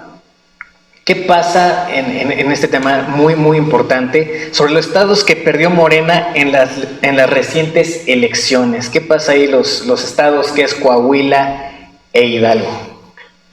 Tema interesante, de polémica, pero también hay que ser aquí muy objetivos, ¿sí? Recordemos que este pasado 19 de octubre, ese domingo, pues obviamente hubo unas elecciones en dos estados importantes, obviamente que Morena por ahí tiene que recuperar, ¿sí? Si recordarán, por ahí hubo elecciones para diputados locales y también hubo eso fue en Coahuila y tenemos también los ayuntamientos en Hidalgo. ¿Qué pasó ahí? A ver, recordemos que cuando fueron las elecciones de 2018, pues sabemos que Morena arrasó. Sí. ¿Sí? Pero entonces, esto que pasó, para mí es un foco rojo y que dice que algo está pasando porque Morena, con lo que ha hecho, en este caso con el presidente al frente, Andrés Manuel, de ese partido, ¿qué es lo que está pasando? No ha podido convencer, no ha gustado. Hay gente que se decepcionó porque entonces desde mi punto de vista, y quiero ser muy objetivo, si en verdad Morena estuviese cumpliendo con lo que nos ofreció en su sexenio, pues hubiera recuperado estos 2 estados. No sé qué opinan ustedes. Bien, gracias. Aquí hay también 2 puntos importantes. Ahorita mencionas algo muy importante, maestro, sobre si la pérdida de estos 2 estados puede ser muy relevante. Yo creo que sí, porque de alguna manera es como un examen, ¿no? Vamos, para que Morena empiece a ver qué es lo que se hizo mal, qué se está haciendo mal. Pero desde el otro punto de vista, mencionan algunos especialistas que no hay por qué alarmarse, ¿no? Porque nada más son 2 estados, la verdadera contienda, ¿no? La verdadera contienda va a ser hasta el 6 de junio de 2021. Entonces algunos dicen, no, o sea, ¿por qué se alarman? Pero no, yo creo que sí, como bien mencionó Abraham, yo creo que sí es de preocuparse, porque exactamente, como acaba de mencionar también, el partido está realizando su gestión mal. Así es. La verdad, en todos los aspectos está mal. Entonces, de alguna manera, si hubiera ganado en estos 2 estados, de alguna manera estaría llegando con una ventaja el 6 de junio del 2021. Entonces, así es. Yo creo que sí, no es para tomarlo a la ligera, porque especialistas de Morena, pues es lo que dicen, no hay mucho de qué preocuparse, son 2 estados, no pasa nada. Yo creo que sí. No habría mucho de qué preocuparse si hubiera sido las cifras mínimas, ¿no? O cercanas, pero el PRI gana de una manera avasallante al partido de Morena, ¿no? Entonces son cifras realmente alarmantes para el partido de Morena. Hubo una confrontación ahí en el estado de Hidalgo, ahí en Ixmiquilpan, donde, bueno, llega una persona armada, quema una de las urnas, pero realmente, ya el PRI ya había ganado, ¿no? O sea, ya los votos de esa urna quemada, híjole, la verdad era... Claro, pero los resultados, sabemos que los resultados que hay, Morena no los esperaba. Yo estoy no los esperaba. Pensando en que ellos pensaban de alguna manera, pues, posicionarse un poquito mejor, pero no son los que esperaba. Tan es así que pues, luego salió por ahí el presidente de Morena a decirlo, ¿no? Y por ahí cuando empezamos a obtener los resultados del PREP en Coahuila, aunque hubo deficiencias en Hidalgo con los resultados del PREP, pero luego se manifestó, y sabemos que si algo tuvo que ver esa manifestación con sus ideas que no estaba de acuerdo, pues porque obviamente los resultados no le beneficiaban. Así es. Antes de seguir, acompáñenme a ver esta interesante cápsula y regresamos con el comentario del maestro Osvaldo Vega Viasca. Adelante. Con el 100% de las actas capturadas, los resultados del programa preliminares 2020 en Hidalgo dan el triunfo para el PRI en 32 de los 84 municipios en disputa. En segundo lugar se ubicó el PRD con 7 municipios, Morena con 6, el PAN con 5, Nueva Alianza con 5, Encuentro Social en Hidalgo con 5, Partido del Trabajo con 4, Verde Ecologista con 3, Movimiento Ciudadano 3 y Podemos con 2. Asimismo, candidaturas comunes en Hidalgo entre el Verde, PT, Morena y Encuentro Social con 5 y PAN y PRD también con 5. Preliminares Hidalgo sustituyó al programa de resultados electorales preliminares del Instituto Nacional Electoral que operaría la empresa Megaweb, que incumplió con la plataforma de difusión. Durante la jornada se reportaron algunos incidentes como la quema de papelería electoral que ocurrió en la casilla ubicada en la Escuela Primaria Vicente Guerrero de la comunidad de El Saucillo en Pacula, donde un sujeto armado ingresó y hurtó la papelería electoral que luego incendió. En Coahuila se votaron 25 diputaciones, el PRI ganó las 16 de mayoría relativa y se espera el cómputo oficial para la distribución de las diputaciones de representación proporcional. En este reparto habría 2 escenarios, el primero sería Morena con 4, PAN con 3, Unidad Democrática de Coahuila con 1 y el Verde con 1 curul, mientras que el segundo escenario sería Morena con 5, PAN con 3 y Unidad Democrática de Coahuila con 1. De acuerdo con el PREP, la participación ciudadana fue del 39.2%. Lo que celebro es que no hubo violencia. Bueno, aquí en lo personal creo que sí no habría por qué alarmarse, no coincido con la mayoría del foro, porque me parece que por excelencia, tanto Coahuila como Hidalgo siempre han sido estados priistas. Si bien es cierto, Morena en 2018 se llevó el carro completo, pero recordemos que ahí fue la imagen del presidente, no el partido. Me parece que ahorita el partido, Morena, estaba más preocupado por sus elecciones internas, por discutir entre Mario Delgado y Porfirio Muñoz Ledo, que preocuparse por los estados de las elecciones que pasaron apenas en el mes de octubre. Creo que aquí lo que sí tendríamos que visualizar es que para mí los grandes perdedores es el PRD y el PAN. Porque finalmente Morena, aun y cuando sí las votaciones fueron abismales, pero sigue siendo segunda fuerza. Sigue siendo una fuerza que tiene todavía y no hay que darlo por muertos. No, a mí me parece, como lo decían ustedes, las elecciones ya de este 2021, el día de la jornada electoral, es cuando vamos a ver realmente la fuerza de Morena. ¿Qué podría adelantar? Me parece que sí va a perder votos, me parece que sí ha dejado de hacer, y algo muy importante. Para más de 21,000 puestos que se van a elegir de cargos de elección popular, me parece que no le alcanza ahora. Así de sencillo. Porque lo que es Morena es la imagen de López Obrador. Realmente lo hace López Obrador. Efectivamente, es lo que mencionó un punto muy importante de nuestro Osvaldo, el doctor Osvaldo, el partido de Morena, hay que tomar eso, yo creo que sus militantes sí lo saben, sigue girando en torno al presidente Andrés Manuel López Obrador, y lo confirmamos cuando, por ejemplo, Obrador estaba en el PRD era un partido muy sólido.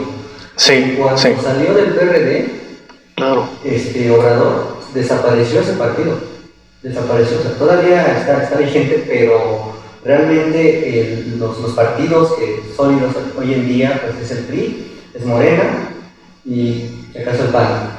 Pero ese es el punto muy relevante y yo creo que los militantes lo saben, que Morena sigue girando alrededor de López Obrador. Si López Obrador va bien, entonces el partido va bien, pero no puede ser al revés. Si el partido va bien, entonces Obrador va bien, así no puede ser. Eso es muy importante que se tome en cuenta. Así es. Bueno, les recuerdo que estamos en una mesa de análisis. El primer punto que tocamos fue la detención del general Cienfuegos, Salvador Cienfuegos. El segundo tema que estamos abordando ahorita son los estados que perdió Morena en las elecciones de Coahuila e Hidalgo. Retomando un poquito lo que comentaba aquí el doctor Osvaldo, sí, efectivamente tiene mucha importancia las elecciones del 2021. Pero también hay que irnos un poquito más atrás y nos vamos a las elecciones del 2017, donde se replica prácticamente lo que se vio en estas elecciones pasadas. Pues sí, efectivamente, sabemos que el PRI obtuvo un 12%, ¿sí? Cuando Morena obtuvo un 12%, cuando el PRI obtuvo un 38%, esa es gran diferencia, sí, efectivamente. A lo que me refería es de que obviamente, ¿qué busca Morena? Pues obtener más votos, ¿sí? Si bien es cierto, no es una gran, son 2 estados, pero obviamente pues sabemos que voto tras voto, pues obviamente acumulándose, ¿qué quiere Morena? Pues ir ocupando espacios, ¿sí? Ir extendiendo todo ese dominio donde tenga presencia Morena en todos los estados de la República. Si bien es cierto, sabemos que pues, ahí el PRI sigue, y que yo pienso que seguirá ahí el PRI todavía un buen tiempo, pues algo tiene que hacer Morena si quiere posicionarse en esos 2 estados. ¿Qué es lo que tiene que hacer Morena? Que el presidente haga las cosas bien. Sí, como él es el referente del partido Morena, si el presidente hace las cosas bien, entonces el partido va bien, va a incrementar ese número de votantes, ¿no, Osvaldo? Sí, desde luego, aquí el presidente es la guía de ese partido, ni siquiera el presidente de Morena, ni siquiera Mario Delgado va a presentar al partido como conflicto. No. Aquí me parece también que lo que tenemos nosotros que no perder de vista es, uno, vencer al abstencionismo. Ese es un gran factor que en todas las elecciones siempre impacta, ¿no? Aquí también es lamentable que en Coahuila y en Hidalgo, en un caso 45% no votó y en el otro el 50%.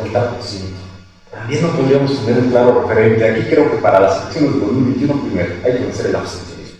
2, algo que también es sumamente importante, me parece, la creación de estos nuevos partidos políticos, a los que les acaba de dar su registro. Varios de ellos cuestionados, pero además varios de ellos vinculados a este rodillo. Lamentable a mi juicio, y lamentable además que no se le haya dado el registro al partido de Margarita Zavala. ¿Por qué? Porque sabemos que trae línea. Exacto. Sí. Me parece que eso también va a ser un claro referente para ver de qué forma empiezan a coalicionar o hacer coaliciones los partidos políticos con estas nuevas fuerzas. A mí me parece que eso es lamentable. Pero tengo entendido que por ser parte, en este caso hablando de los partidos nuevos, no pueden hacer coaliciones por ser su primera elección, ¿no? Es correcto, necesitan ellos mantener el 3% del umbral con partidos solos. Exacto. ¿No? A ver cuántos de ellos pierden su registro. Pues yo creo que la gente, la mayoría de las personas sí salieron a votar, pero aquí hay un punto importante también por esta crisis de la pandemia, ¿no? Del COVID-19, también no se vio tanta participación como en otras ocasiones, ¿no? Pero tomando en cuenta que hay pandemia, que estamos en semáforo naranja, entonces yo creo que sí se vio un poquito más de participación. Pues sí, también eso influye, está influyendo bastante. Sí.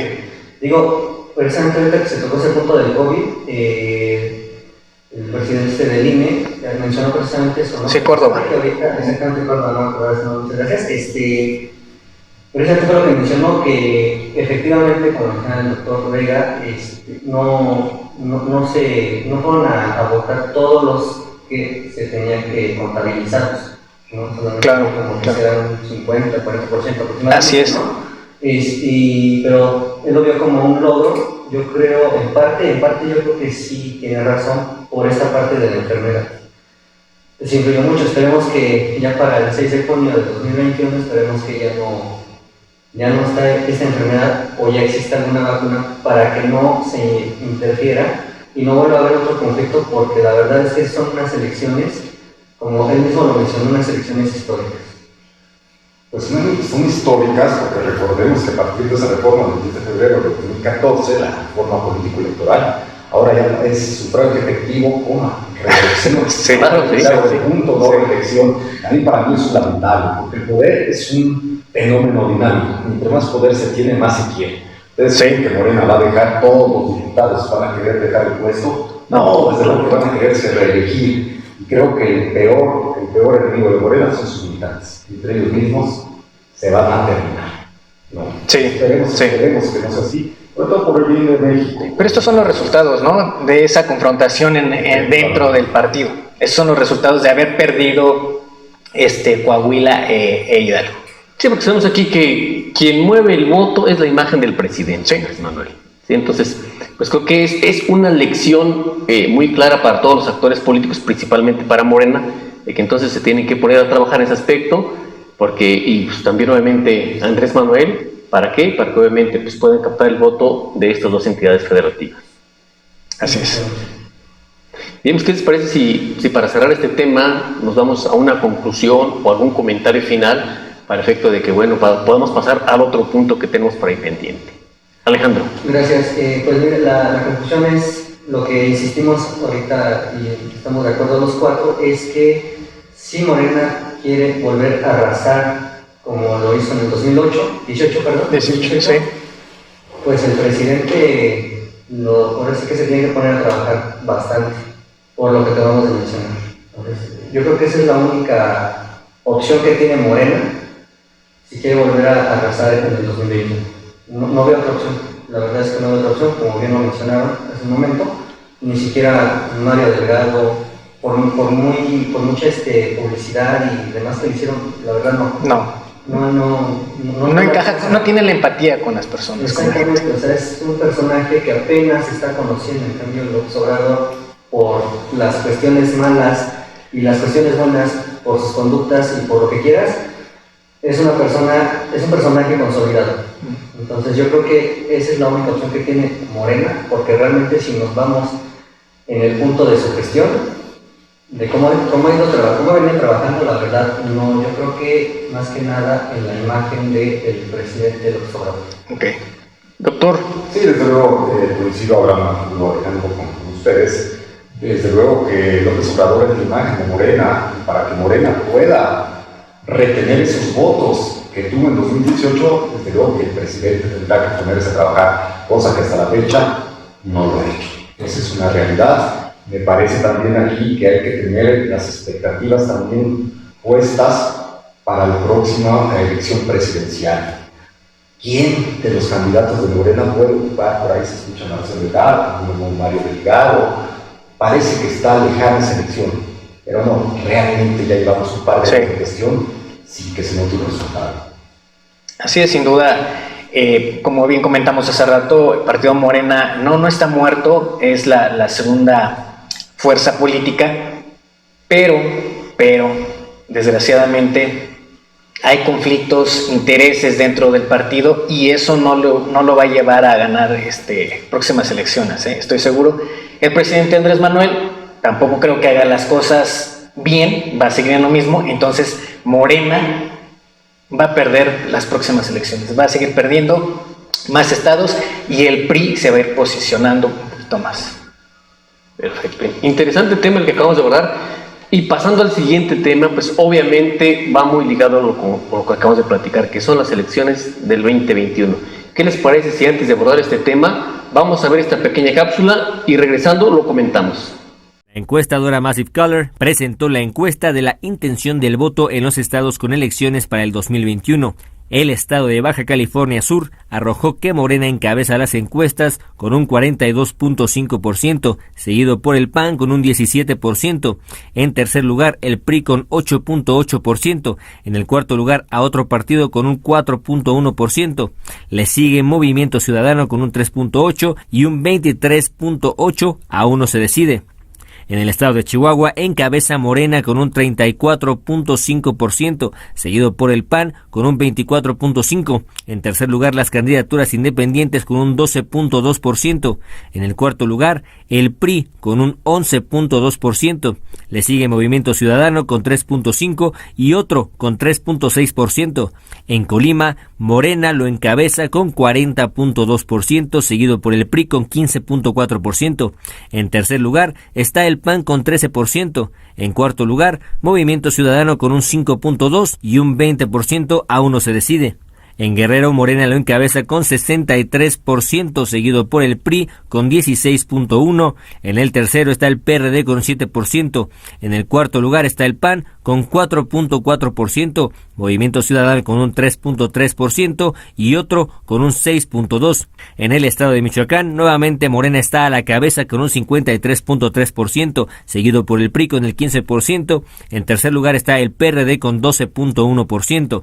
En cuarto lugar se encuentra el PAN con 8.3%, le sigue Movimiento Ciudadano con un 3.9% y otros con 7.4%.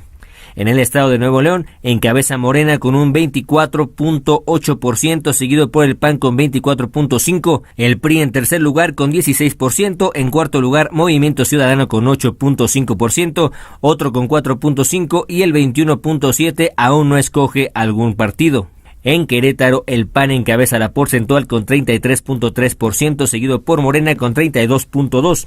En el tercer lugar está el PRI con 8.7%, en cuarto lugar Movimiento Ciudadano con el 2% y otro con 4.2%. En Sinaloa con 44.6% se encuentra Morena, seguido por el PRI con 22.2%. En tercer lugar está el PAN con 9.4%. En cuarto lugar, Partido Sinaloense con un 5.7%. Le sigue Redes Sociales Progresistas con un 5.2%, Movimiento Ciudadano con 1.8% y otro con un 8%. Para finalizar, en Zacatecas, Morena encabeza la lista con 44.4%, seguido por el PRI con 12.3%. En tercer lugar se encuentra el PAN, seguido por el PRD, Movimiento Ciudadano, otros partidos con 2.7% y un 22.3% aún no se decide. Muy bien, pues vamos a continuar con el tema que son las elecciones 2020-2021. Como sabemos, el proceso electoral ya arrancó. Ya ha arrancado un proceso electoral en un ambiente sumamente cuestionado. Desde el propio presidente Andrés Manuel López Obrador, que trae un pleito inigualable con el presidente del Instituto Nacional Electoral, Lorenzo Córdoba, hasta las formas en que actualmente se está llevando a cabo el proceso electoral.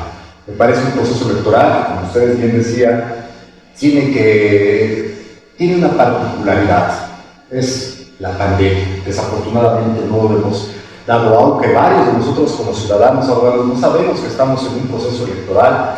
Me parece que es fundamental.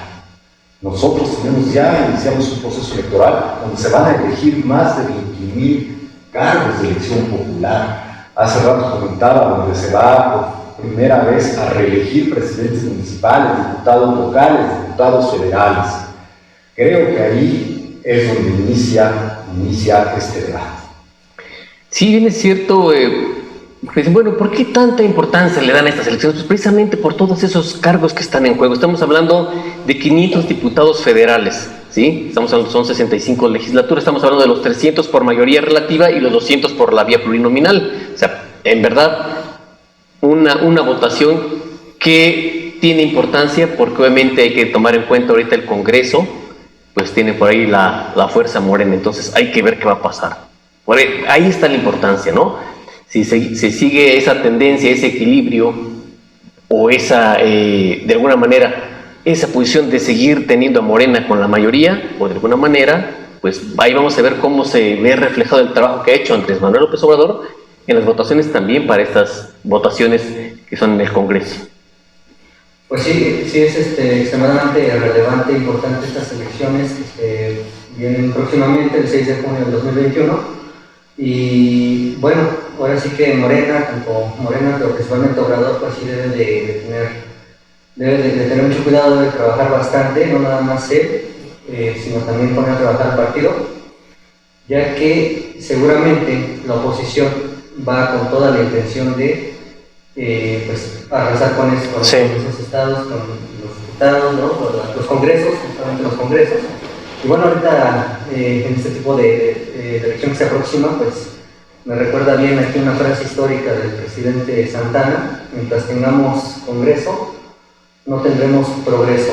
Entonces, de alguna manera, lo que busca la oposición, o lo que va a buscar, si no es que ya lo está haciendo, es arrasar lo más que se pueda para quitar a Morena, para dejarlo debilitado. Recordemos que anteriormente se han hecho pequeños grupos que han querido incluso quitar al presidente, como el último que se llama Frena. Sí. Y anteriormente hubo otro grupo, un conglomerado de empresarios con gobernadores, pero no recuerdo ahorita el nombre, pero no sé si ustedes lo recuerdan. Sí, pero Andrés Manuel se reúne con los empresarios más importantes de México y bueno, también digamos como que se los gana un poquito en ese aspecto. Sí, últimamente, sí, o sea, efectivamente. Frenó esa parte que iba en contra de Andrés Manuel.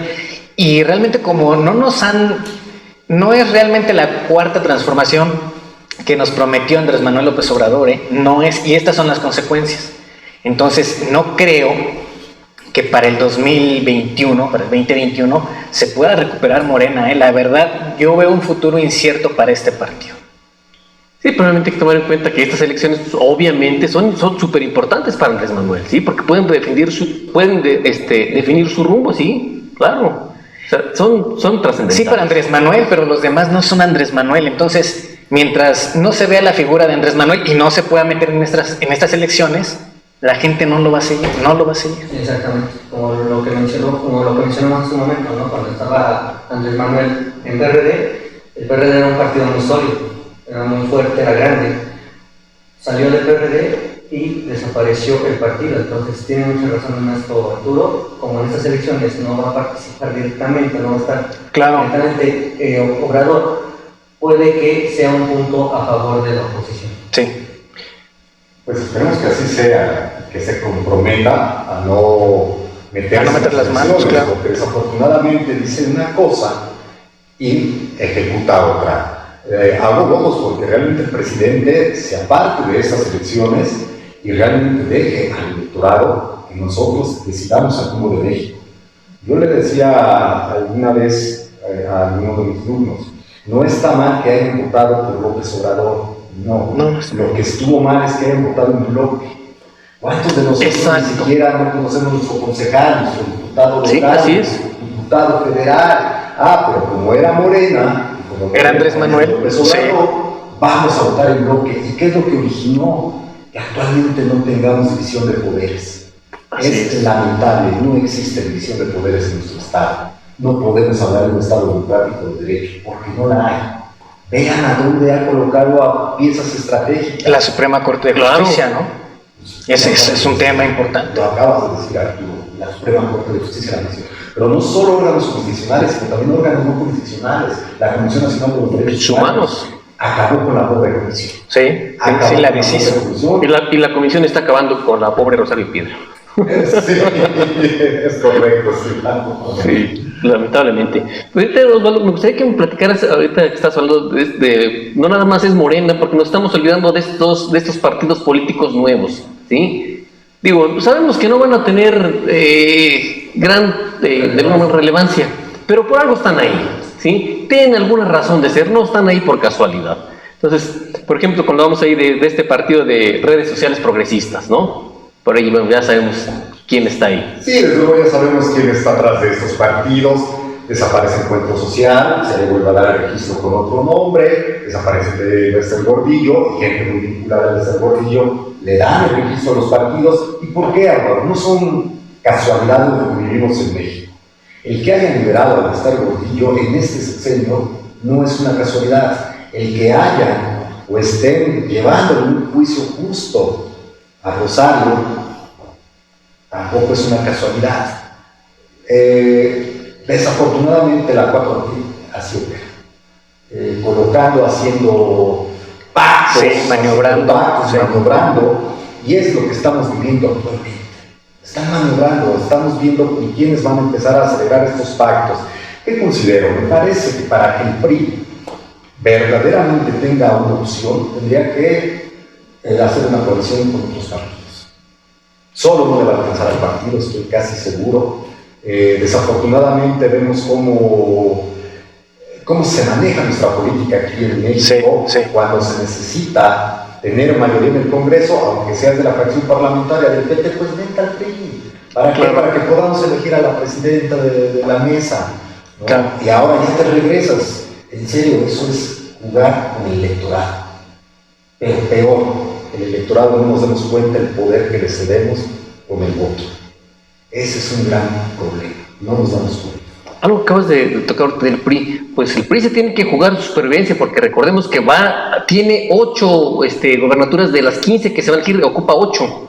Entonces, pues por ahí tiene que ponerse abusado si quiere ocupar esos otros estados. Sin duda es el momento del PRI, es el momento ahorita que van iniciando elecciones, es que ya estamos en elecciones, o sea, no es para el próximo año, tal vez lo vemos muy lejano, pero no, ya estamos prácticamente en periodo electoral. Sí, efectivamente ya está a la vuelta de la esquina. Sí. De una manera coloquial, está a la vuelta de la esquina, entonces es importante que pues el PRI también empiece a trabajar, aprovechando que ahorita la imagen de Obrador pues está en picada. Yo creo que aquí deberían de aprovechar bastante si quiere conseguir bastantes votos o avasallar principalmente el 6 de junio, que también va a ser también muy relevante por lo que mencionó hace un momento nuestro Abraham, que también estas elecciones ya van a ver más perfilado. Se va a ver más perfilado las elecciones presidenciales siguientes, parece ser 2024, ¿no? Sí. También por eso es muy relevante principalmente para Morena y para el PRI, principalmente para esos dos partidos, estas elecciones. O sea, no únicamente se van a jugar esas elecciones, sino yo creo que se van a jugar para la presidencia. La presidencia también, la futura presidencia, en esas elecciones del 2021. Entonces es muy relevante que los dos partidos se pongan a trabajar. En los dos partidos hay ventajas y desventajas, pues hay que ver cuáles son esas ventajas y aprovecharlas, experimentarlas. Así es, y como bien dice el doctor Osvaldo Vega, el PRI tiene que hacer coalición con otros partidos, si no le va a alcanzar. Y también pienso que para las elecciones presidenciales, me adelanto un poquito, tampoco creo que gane Morena, tampoco va a ganar Morena, no va a ganar. Bueno, aquí también no nos olvidemos que también por ahí el PAN tiene 4 estados, ¿no? Que también tiene que mantener, porque si no, ahí siento que se los quita Morena. Estamos hablando de California Sur, Chihuahua, Nayarit y Querétaro. Entonces ahí el PAN también tiene que ponerse las pilas, porque si no, entonces por ahí Morena los puede ir quitando, ¿no? Aquí en el centro es Querétaro, ¿no? Lo tiene el PAN, ¿no? Que regularmente es del PAN. Entonces, vamos a ver qué pasa ahí. Pero sí, aquí yo nada más me atrevería a decir que si cualquiera de los otros partidos en oposición no hacen coalición, difícilmente les puede alcanzar. Desafortunadamente vemos el Frente Ecologista de México es un partido satélite que... Pues es que más que partido parece una empresa, ¿no? Efectivamente, es una empresa. Hoy estoy con el PRI, como está ahorita Morena en el gobierno, pues me voy como Morena. Sí. Me parece que a veces ese pluripartidismo lo que nos hace daño como República Mexicana, pero bueno, no podemos conculcar ese derecho de asociación, el voto activo, pasivo. Creo que es interesante, como ustedes dicen, es un indicativo para las elecciones del 24, las del 20. Es un claro indicativo de qué va a suceder, qué rumbo va a tener nuestro país en ese tiempo. Esperemos que sostenga su consulta ciudadana este señor y que termine el mandato, o si no, que se vaya a evitar de su mandato. Claro. Y bueno, no nos olvidemos por ahí de Nuevo León, donde tenemos un candidato independiente, que va a pasar a ver quién lo recupera, ¿Quién lo recuperará? ¿PRI, PAN, Morena? Bueno, sabemos que el Bronco, pues independiente, no tiene absolutamente nada, ¿no?